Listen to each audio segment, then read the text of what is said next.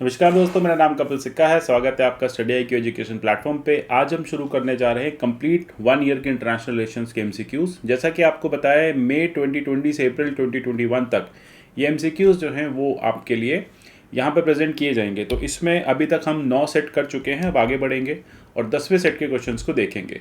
आप study IQ पे इन विभिन्न माध्यमों से हमसे जुड़ सकते हैं। इसके PDF आप @कपिल लाइव से डाउनलोड कर सकते हैं और आप मुझे @कपिल सिक्का ट्विटर हैंडल पे भी फॉलो कर सकते हैं। जैसा कि मैंने आपको प्रॉमिस किया, ये कॉम्प्रिहेंसिव कवरेज होगा। UPSC, SSC, बैंकिंग जैसे एग्जाम सबके लिए MCQs इंपॉर्टेंट हैं। यहाँ पे स्टैटिक के साथ साथ डायनेमिक और मैप प्रैक्टिस भी मैं आपको करा रहा हूँ। तो चलिए शुरू करते हैं। क्वेश्चन 91 पे चलते हैं। Consider the following statement with regard to Bay of Bengal initiative for multi sectoral technical and economic cooperation. BIMSTEC के बारे में बताना है। ये एक रीजनल ऑर्गेनाइजेशन है जिसका एम है creating and enabling environment for rapid economic development of सब रीजन। ये 7 कंट्री से मिलकर बना है और रिसेंटली 17 बिम्स्टेक समिट हुई थी जिसको इंडिया ने चेयर किया था। बहुत सिंपल क्वेश्चन है। अगर आप ये बात बता पाएँ कि इंडिया ने इसे चेयर किया था या नहीं किया था तो आपका क्वेश्चन सॉल्व हो जाएगा। मैं आपको बता देता हूँ, इंडिया ने इस बार चेयर नहीं किया था, इसे चेयर किया था श्रीलंका ने। तो इंडिया के चेयर, अगर आप ये जो फैक्ट है इसको हटा देते हैं इंडिया के चेयर होने का नहीं होने का, तो इससे आपको मिलते हैं 2 ऑप्शंस A एंड B। अब 7 कंट्रीज आपको यहाँ पे मिलेंगी और एक ये रीजनल ग्रुप है, तो 1 और 2 दोनों यहाँ पे करेक्ट हैं। तो एक्सटर्नल अफेयर्स मिनिस्टर ने पार्टिसिपेट किया था, इंडिया का सिर्फ पार्टिसिपेशन था, इंडिया ने इसको चेयर नहीं किया था। चेयर इसको किया था श्रीलंका ने। इसका नाम है Bengal initiative for multi sectoral technical and economic cooperation, BIMSTEC. अब यहाँ पे 7 कंट्रीज़ हैं। कंट्रीज़ कौन सी हैं? इंडिया, नेपाल, श्रीलंका, भूटान, बांग्लादेश। ये आपको 5 कंट्रीज सार्क वाली साउथ एशिया से दिखेंगी। इसके अलावा आपको यहाँ पे दिखेगा थाईलैंड और म्यांमार। तो ये 2 साउथ ईस्ट एशिया से मिलेंगी।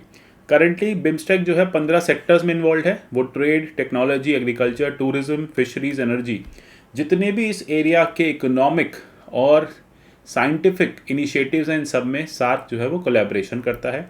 इसका सेक्रेटेरिएट बांग्लादेश में स्टैब्लिश्ड है, बांग्लादेश ढाका में स्टैब्लिश्ड है। चलते हैं क्वेश्चन 92 की तरफ। Consider the following statement with regard to multilateral maritime exercise La Perouse. अब ला पेरूजे के बारे में आपको बताना है। ये क्या है? ये एक फर्स्ट एडिशन ज्वाइंट एक्सरसाइज है जिसको फ्रांस ने 2019 में कंडक्ट किया था। रिसेंटली इंडिया ने इसमें पार्टिसिपेट किया है पहली बार। आपको बताना है क्या इसमें से करेक्ट है। देखो बहुत सिंपल है, पहली बार इंडिया ने इसमें बिल्कुल पार्टिसिपेट किया है और 2019 जो था वो पहला एडिशन था, ये दूसरा एडिशन था। तो दोनों यहाँ पे करेक्ट हैं। अब इंडिया के जो नेवी शिप्स हैं सतपुड़ा और किल्तन, अब ये दोनों शिप्स गए थे। P-81 long range maritime patrol aircraft, ये सब पार्टिसिपेट कर रहे हैं for first time in multilateral maritime exercise La Perouse. अब ये ला पेरोज कहाँ पे हुआ है? ये ईस्ट इंडियन ओशन में कंडक्ट किया है। 2021 अप्रैल की बात है। ये पहला एडिशन इसका आपने देखा, फ्रांस ने इनिशिएट किया था इस एक्सरसाइज को। पहला एडिशन इसका 2019 में हुआ था। तब ऑस्ट्रेलिया, जापान और USA ने इसमें पार्टिसिपेट किया था।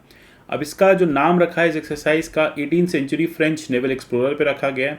इंडिया ने इसमें पहली बार पार्टिसिपेट किया है और क्वाड फोर्स के रिप्रेजेंटेशन को यहाँ पे कंप्लीट किया है फ्रेंच लेड नेवल एक्सरसाइज में। तो क्वाड प्लस फ्रांस आपको यहाँ पे दिखेगा। चलते 93 की तरफ। World bank report data.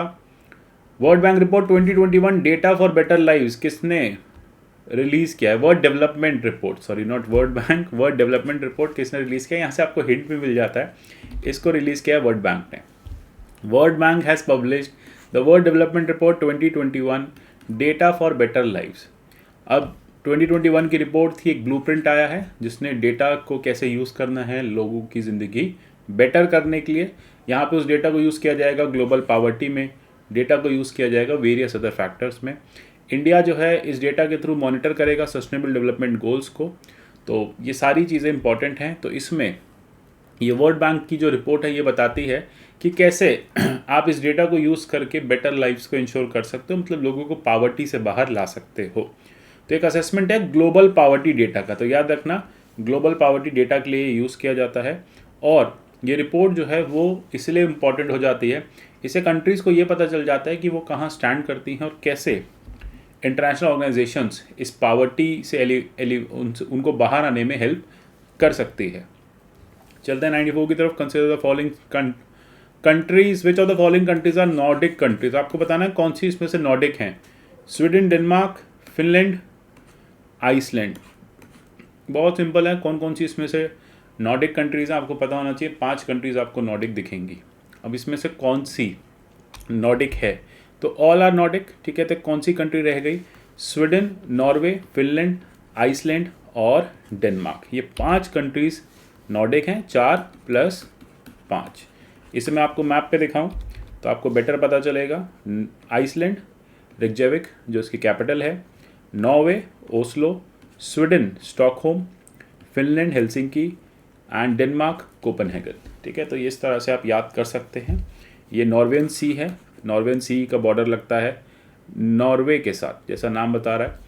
और आइसलैंड की तरफ भी आपको दिखेगा। इधर आपको बाल्टिक सी दिखेगा जो बॉर्डर करेगा ईस्टर्न यूरोपियन नेशंस के साथ, यानी Estonia, Russia, Latvia, then Lithuania, Poland, ठीक है। तो इनके साथ प्लस आपको दिखेगा फिनलैंड के साथ इसका बॉर्डर आपको दिखेगा स्वीडन के साथ। तो ये इंपॉर्टेंट हो जाती हैं चीज़ें। इस तरह से आपको पता होना चाहिए कि कौन कौन सी कंट्री किसके नेबरिंग में है। अच्छा, क्यों न्यूज़ में थी इंपॉर्टेंट हो जाती है। इंडिया और 5 नॉर्डिक कंट्रीज़ जो है मिलके वो एक अपने रिलेशंस को बेटर कर रही हैं। तो पहली इंडिया नॉर्डिक समिट 2018 में हुई थी, उसके बाद अभी फिर से वर्चुअल समिट हुई है। रीजनल कोऑपरेशन जो है वो बढ़ाया जा रहा है।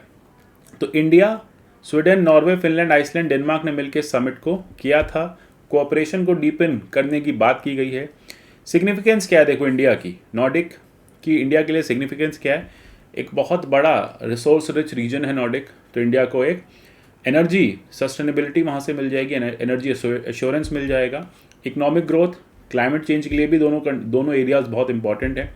फिर नॉर्डिक का जो इनोवेशन सिस्टम को लेके अप्रोच है, साइंस टेक्नोलॉजी को लेके, पब्लिक सेक्टर, प्राइवेट सेक्टर, ये सारी चीज़ें इंडिया के लिए बेनिफिशियल हैं। इंडिया को वहाँ से जो टेक्नोलॉजीज़ मिलेंगी, मैरीटाइम सॉल्यूशंस मिलेंगे, जो मार्केट्स मिलेंगी, फूड प्रोसेसिंग यूनिट्स मिलेंगी। जैसे कि आपने देखा है इन कंट्रीज़ में जो मीट इंडस्ट्री है, जो फिश इंडस्ट्री है, वो काफ़ी फेमस है। तो बहुत बेटर फूड प्रोसेसिंग प्लांट्स हैं इनके पास। तो वो टेक्नोलॉजी इंडिया में भी ट्रांसफ़र की जा सकती है। इंडिया की फूड प्रोसेसिंग इंडस्ट्री के लिए अच्छी है। तो इस तरह से कंट्रीज़ इंपॉर्टेंट हो जाती हैं हमारे लिए। चलते हैं 95। The Bandung conference is associated with which of the following. बहुत न्यूज़ में रहता है, बहुत सिंपल है, ये गलत नहीं करना है। इसको जल्दी से पॉज करके सॉल्व करने की कोशिश करो। बांदुंग जो है वो नाम से रिलेटेड है। बांदुंग कहाँ है? इंडोनेशिया में। ये बातें आपको पता होनी चाहिए। अभी 2020 में 65 साल हुए बांदुंग कॉन्फ्रेंस के। तो बांदुंग कॉन्फ्रेंस क्या है? एक ऐसी कॉन्फ्रेंस है जिसमें दुनिया भर के जो नई नई कंट्रीज़ थी, जो उस समय किस कॉलोनीज से बाहर आई थी, ठीक है, जब डीकोलोनाइजेशन का प्रोसेस हुआ, जो कंट्रीज़ आज़ाद हुई, इंडिपेंडेंट हुई, वो किसी भी ब्लॉक में नहीं जाना चाहती थी, आइडियोलॉजिकल ब्लॉक में। ना तो वो यूएसएसआर के कम्युनिस्ट ब्लॉक में जाना चाहती थी, ना यूएसए के कैपिटलिस्ट ब्लॉक में। उन कंट्रीज़ को लगा कि हम एक अपनी नीश ड्रॉ करेंगे, एक अपना अलग से एक नॉन अलाइंग मूवमेंट बनाएंगे, एक नॉन अलाइंग सेटअप बनाएंगे।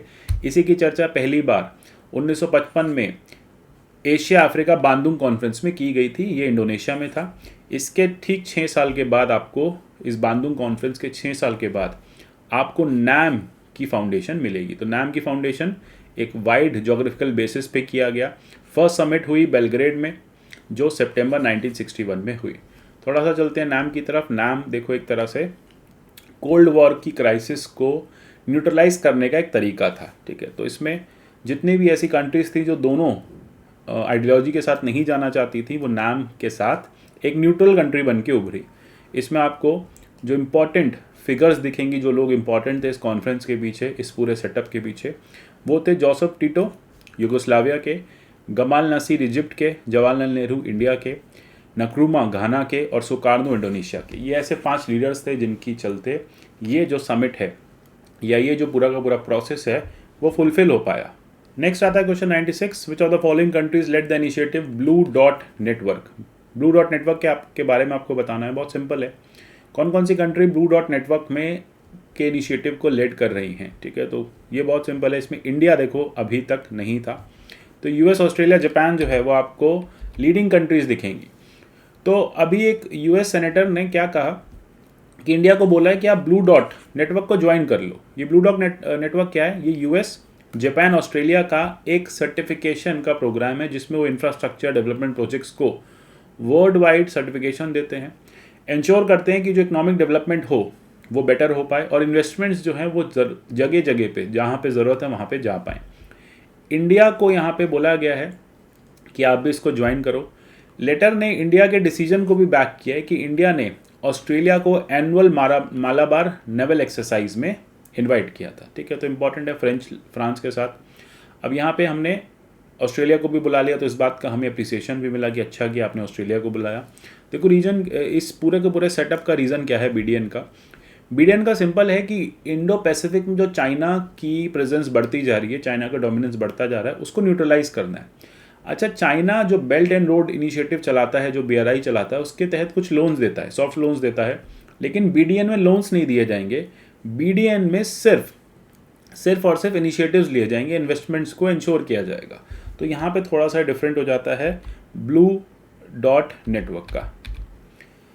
चलते हैं 97 की तरफ। With regard to International Labour Organisation consider the following statements. ये एक ट्राइपार्टाइट यूनाइटेड नेशन की एजेंसी है ILO, जो अलग अलग गवर्नमेंट्स को, एम्प्लॉयर्स को और वर्कर्स को एक साथ लेके आती है एक प्लेटफॉर्म पे। ये एक स्पेशलाइज यूएन एजेंसी है। 1946 में ये पहली स्पेशलाइज यूएन एजेंसी बनी और इसकी चेयरमैनशिप इंडिया को मिली है 2020-2021 के लिए। इसलिए क्वेश्चन न्यूज़ में आ जाता है, इंपॉर्टेंट हो जाता है। देखो, इसका आंसर ये होगा कि इंडिया को 35 ईयर्स के बाद इसकी चेयरमैनशिप मिली है, इसलिए इंपॉर्टेंट है। पहली यूएन की स्पेशलाइज एजेंसी है, यूनाइटेड नेशन में पहली स्पेशलाइज एजेंसी। ILO बनाया गया और ट्राइपार्टाइट मतलब तीन स्तरीय, तीन लोगों को, तीन स्टेक होल्डर्स को, ये तीन तरह के स्टेक होल्डर्स को ये इनकॉर्पोरेट करके बनती है, जिसमें यूएन आपको मिलेगा, एम्प्लॉयर्स मिलेंगे और वर्कर्स मिलेंगे मेंबर स्टेट्स के। ठीक है, तो यहाँ पे दिखेगा all statements are correct. 35 years के बाद इंडिया को चेयरमैनशिप मिली है। ILO बेसिकली करता क्या है, पूरे वर्ल्ड में लेबर स्टैंडर्ड्स को, कि कंट्रीज किस तरह के लेबर कोड्स बनाएं, लेबर से रिलेटेड कैसी पॉलिसीज होनी चाहिए, उसको स्टैंडर्डाइज करता है। तो इसलिए इंपॉर्टेंट हो जाती है। ये एपेक्स लेवल बॉडी है और इसकी जो जनरल बॉडी है, जो गवर्निंग बॉडी है, वो टाइम टू टाइम मिलती रहती है और स्टैंडर्ड्स को सेट करती रहती है। चलते हैं क्वेश्चन 98 की तरफ। Consider the following statement with regard to maritime domain awareness. MDA is defined by International Maritime Organization as an effective understanding of anything associated with maritime domain। मतलब मैरीटाइम डोमेन की कोई भी इफेक्टिव अंडरस्टैंडिंग है, कोई भी ऐसा कुछ matter है, वो सब MDA के अंडर डिसाइड किया जाएगा। ठीक है, इसमें आप सेफ्टी, सिक्योरिटी, इकोनॉमी, एनवायरनमेंट किसी को भी ले सकते हैं। ऑस्ट्रेलिया ने maritime information sharing agreement MDA के लिए साइन किया है, इंडिया ने साइन किया है ऑस्ट्रेलिया और जापान के साथ। तो ये इंपॉर्टेंट हो जाता है, दोनों यहाँ पे करेक्ट हैं। देखो, Australia has agreed to join Malabar exercise on India's request, ये आपने देखा। अब इस मालाबार रिक्वेस्ट को ज्वाइन करने के बाद ऑस्ट्रेलिया ने maritime information sharing agreement sign किया है मैरीटाइम डोमेन अवेयरनेस का। किसके साथ? ऑस्ट्रेलिया और जापान के साथ। और सिमिलर डिस्कशन हमारा USA के साथ भी चल रहा है। MDA एक तरह का इंटरनेशनल मैरीटाइम ऑर्गेनाइजेशन का इफेक्टिव अंडरस्टैंडिंग टूल है, जिसमें कंट्रीज एक दूसरे के साथ मैरीटाइम के डेटा को और मैरीटाइम की इंफॉर्मेशन को शेयर करती हैं, जिससे security, safety, economy, environment impact हो सके। चलते हैं 99 पे। Recently India virtually hosted second meeting of India Central Asia Dialogue. With regard to Central Asian countries आपको ये बताना है, Central Asia consist of Kazakhstan, Kyrgyzstan, Tajikistan, Turkmenistan and Uzbekistan. Central Asia पे हम पहले भी बहुत क्वेश्चंस कर चुके हैं। All 5 nations become independent after collapse of USSR, यानी ये सारी की सारी USSR की अर्स्टवाइल USSR का पार्ट थी। All 5 countries are members of Shanghai Cooperation Organisation. SCO की सारी मेंबर्स हैं। अब अगर आपको ये पता हो कि SCO की इसमें से कौन सी मेंबर नहीं हैं, तो आप बता पाओगे कि क्या करेक्ट है। तो 1 और 2 इज़ करेक्ट, क्योंकि अगर आप देखेंगे थर्ड तुर्कमेनिस्तान जो है वो मेंबर नहीं है SCO की। जैसे यहाँ मैप में हम देखें, Turkmenistan, Uzbekistan, Kyrgyzstan, Tajikistan, Afghanistan. ठीक है, आपको ये सारे के सारे सेंट्रल एशिया जोन के कंट्रीज़ देखेंगे और ऊपर सबसे बड़ा एरिया जो है वो कजाकिस्तान के पास है। तो ये इंपॉर्टेंट हो जाता है। देन उसके बाद देख लेते हैं एक बार कि इंडिया ने वर्चुअली इस डायलॉग को किया। सेकंड मीटिंग थी इंडिया सेंट्रल एशिया डायलॉग की। ये कहाँ पे हुआ था? पहला हुआ था समरकंद में, समरकंद रिपब्लिक ऑफ उज्बेकिस्तान में पहला किया गया था। ये इंपॉर्टेंट हो जाता है। ये आप देख रहे हैं समरकंद। ठीक है, ये एरिया, ये सिटी है। ताशकंद जो है वो इसकी कैपिटल आपको दिखेगी। देन उसके बाद सारी की सारी जो 5 नेशंस हैं ये यूएसएसआर से निकली हैं, यूएसएसआर का पार्ट थी, लेकिन तुर्कमेनिस्तान जो है वो एससीओ शंघाई कोऑपरेशन ऑर्गेनाइजेशन का पार्ट नहीं है। Question 100, Oslo peace accord is associated with US, Russia, Scandinavia countries, Israel, Palestine, Britain, European union. आपको बताना है कौन सी इसमें से करेक्ट है। देखो बहुत सिंपल है, ओस्लो पीस अकॉर्ड 1993-95 के बीच में थी, इतना मैंने आपको हिंट दे दिया। ये इजराइल और पैलेस्टीन के बीच में ओस्लो में एक सीक्रेट टॉक स्टार्ट हुई थी, वहीं पे चली थी। वहाँ पे पैलेस्टीन लिबरेशन ऑर्गेनाइजेशन को एक रिकॉग्निशन मिला था इजराइल की तरफ से। इजराइल की भी कुछ बातें पैलेस्टीन मानने को तैयार था, ऐसा माना जा रहा था कि इस अकॉर्ड के बाद जो पैलेस्टीन इजराइल कन्फ्लिक्ट है वो ख़त्म हो जाएगा, लेकिन ऐसा कभी हुआ नहीं। तो यहाँ पे यूएस ने क्या कहा, एक सिग्निफिकेंट रिवर्सल लिया अर्लियर पॉलिसी से और कहा कि 235 मिलियन फाइनेंशियल असिस्टेंस जो है वो पैलेस्टीन को दे देनी चाहिए, ज़रूरी है। फाइनेंशियल एड में इकोनॉमिक हेल्प होगी वेस्ट बैंक के लिए, गाज़ा के लिए, पीस बिल्डिंग प्रोग्राम्स किए जाएंगे, USAID इसको चलाएगा, और 150 मिलियन की ह्यूमैनिटेरियन असिस्टेंस जो है UN relief and work agency UNRWA करेगा। इसराइल ने इस बात को क्रिटिसाइज़ किया है, बोला है UNRWA जो है वो एंटी सेमिटिज्म को फैला रहा है, मतलब एंटी ज्यू ऑर्गेनाइजेशन है। ओस्लो पीस अकॉर्ड क्या है, यहाँ पे थोड़ी सी न्यूज़ में आ जाती है, ज़रूरी हो जाती है। ये एक पेयर ऑफ एग्रीमेंट्स है गवर्नमेंट ऑफ इसराइल और PLO पैलेस्टीनियन लिबरेशन ऑर्गेनाइजेशन के बीच में। जैसा मैंने बताया पीस प्रोसेस 93-95 में शुरू हुआ था, अभी तक इसका बहुत एग्जैक्ट इम्पैक्ट उस एरिया पे दिखना बाकी अभी तक नहीं दिखा है, क्योंकि ऑलमोस्ट 30 ईयर्स होने वाले हैं। ये उस तरह से जिस तरह से नेगोशिएशन स्टार्ट की गई थी, सोचा गया था कि वहाँ पैलेस्टीन में और इसराइल के बीच में पीस होगा, वो नहीं अचीव किया गया। एक प्रॉब्लम जो है वो कंसिस्टेंट चलती आ रही है। तो ये थे 100 क्वेश्चन हमारे।